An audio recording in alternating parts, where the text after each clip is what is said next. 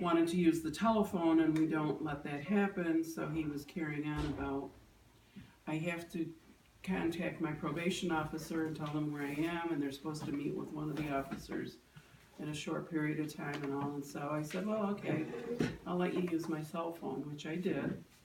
And he called. I stood right by him. I heard him call and all. And but he stayed on the computer for a long time, and I don't know. I didn't observe what he was doing. But he left, came back, asked to use the phone again, which I let him use. But he kept saying, "This is," and I don't know actually if he was calling his probation officer the second time. Right. He said, this nice lady at the library is letting me use her phone. And but then the next day it was in the paper that he had been arrested on a probation violation. So I think if anything like that ever happened again, I would call probation myself and say, there's somebody here who's telling me they got to use my phone because they're supposed to be, or have called you to say, there's something hinky going on here. I try to, go with your gut feeling in a sense. It's the only thing you can do. And that goes back to, you say it.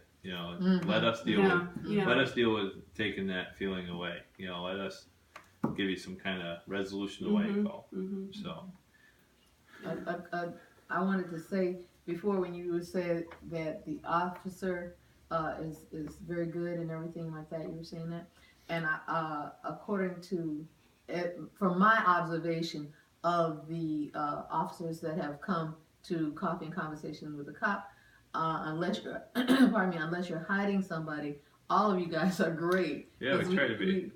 Have shared with us a number of different things, have helped us to understand a variety of things that we would think, oh, that is ridiculous. Well, the one thing about, we found out that you're not supposed to have the what is that, frame on your license plate.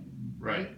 Okay, I never heard of that before. And the officer was saying, well, yeah, nobody really bothers you about that. But if they stop you and then they have to, say something to you, then they might give you a ticket for that, because that's going to be less than what it is that they initially stopped, that kind of a thing. Yeah. And so that helps us to understand, and so of course we're going to all go and rip the frames off of our cars. But we don't want to do that, because if we don't have the frames on our cars, then we might have a $1,500 ticket as opposed to a $15 ticket, whatever. Right. But I wanted to let you know that we certainly appreciate it, and the fact that the officers, one of the officers says that they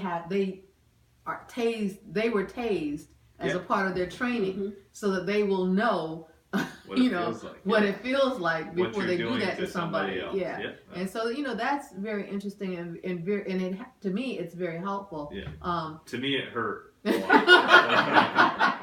it hurt a lot. Did you get the pepper spray in your eyes? Yes, OC spray, absolutely. That hurts too. I think I'd rather be tased. Yeah. It's quite the experience.